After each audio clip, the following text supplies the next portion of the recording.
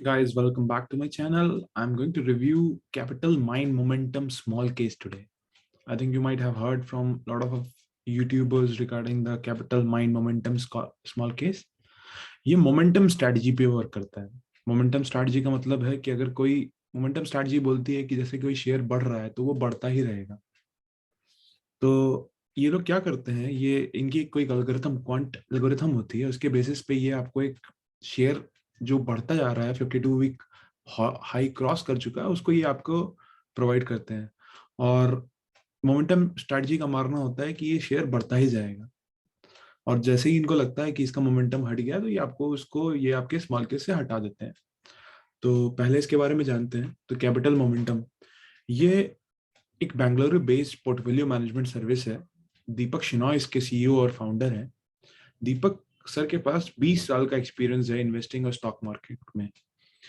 Capital mind momentum से पहले इन्होंने एक और को फाउंड करी थी, दो स्टार्टअप्स को, अग्नि सॉफ्टवेयर एंड मनी योगा। सो ये दीपक शिनॉय के बारे में है और ये basically quantitative and momentum strategy पे है। ठीक है, नेक्स्ट अगर हम देखेंगे तो ये कैपिटल मोमेंटम है, इसमें 25 स्टॉक हो सकते हैं और इसकी मैक्सिमम इन्वेस्टेबल इनकम इन्होंने लिखी है 20 लाख।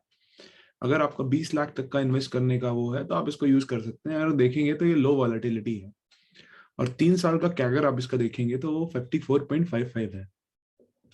मिनिमम इन्वेस्टमेंट इसमें 43,589 का है। और अब इन्होंने पोर्टफोलियो जो इनका जो रीबैलेंस है, रीबैलेंस क्या होता है? पहले रीबैलेंस का मतलब होता है कि कुछ शेयर्स जो निकाले जा रहे हैं, कुछ शेयर्स जो ऐड किए जा रहे हैं।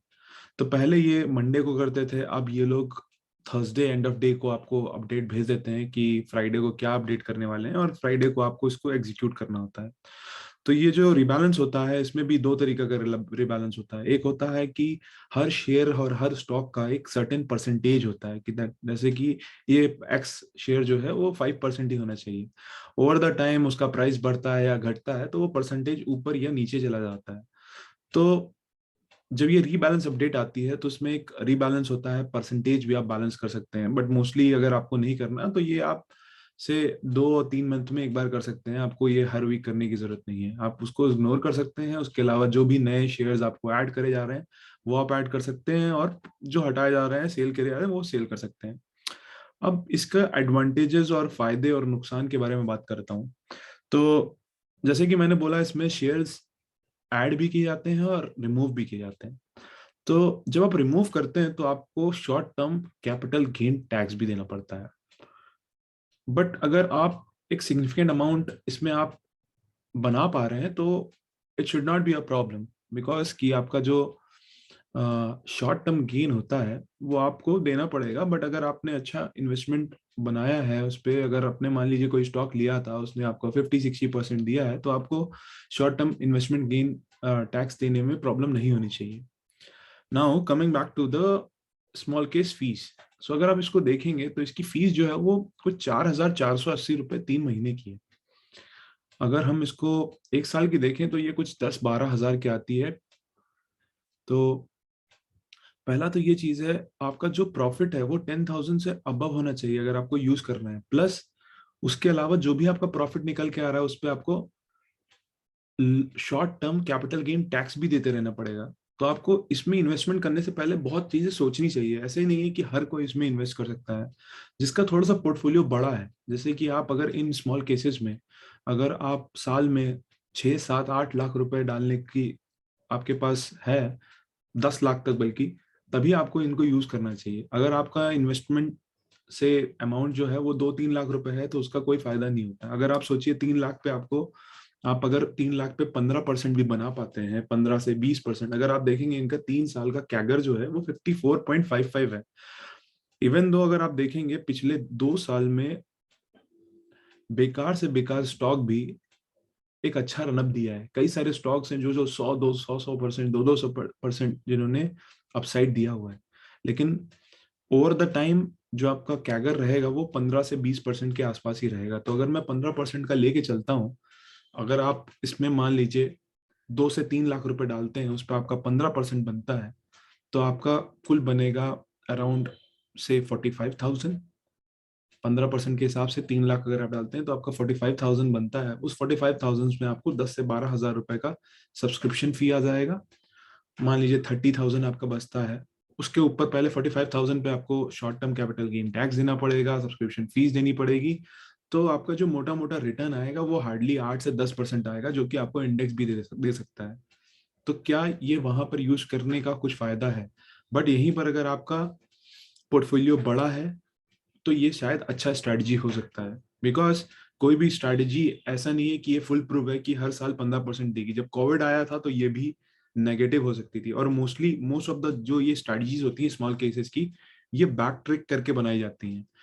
पास्ट में क्या परफॉर्मेंस हुआ है, फ्यूचर में क्या होगा, इसका कोई भी गारंटी नहीं कर सकता है।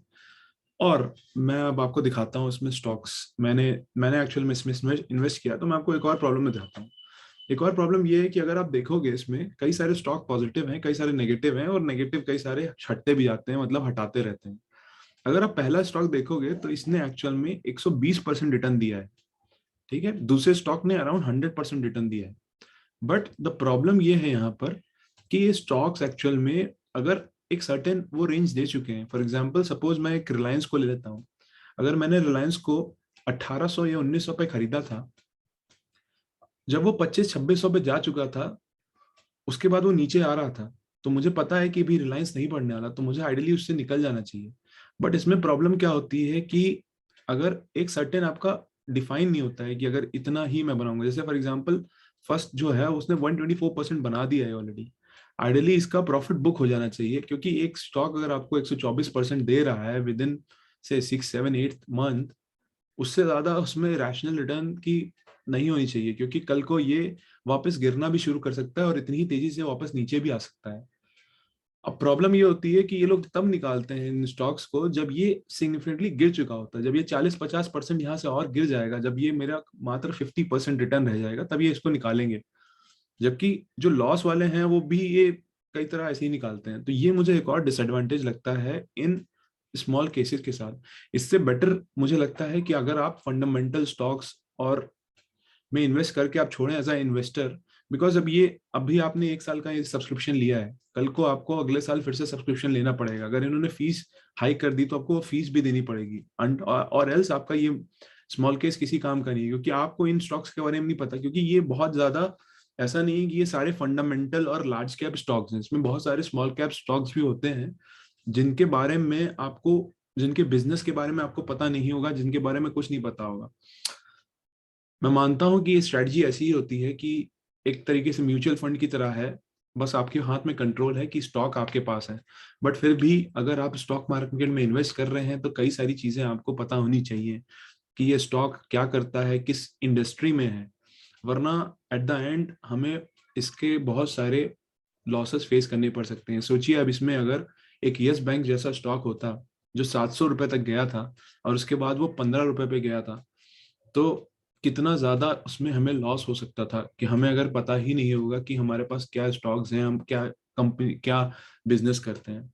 तो इसलिए मेरे हिसाब से ये उन्हीं इन्वेस्टर के लिए सही है जिनके पास ज्यादा मनी है इन्वेस्टमेंट के लिए, जिनके पास इन्वेस्टमेंट का जो अमाउंट है वो बड़ा है। छोटे इन्वेस्टर्स के इसमें नहीं जाना चाहिए, इसमें कोई खास फायदा नहीं होता। Thank you friends. अगर आपको चाहिए कोई और स्मॉल केस का रिव्यू करूं तो आप मुझे कमेंट्स में बता सकते हैं। Thanks everyone.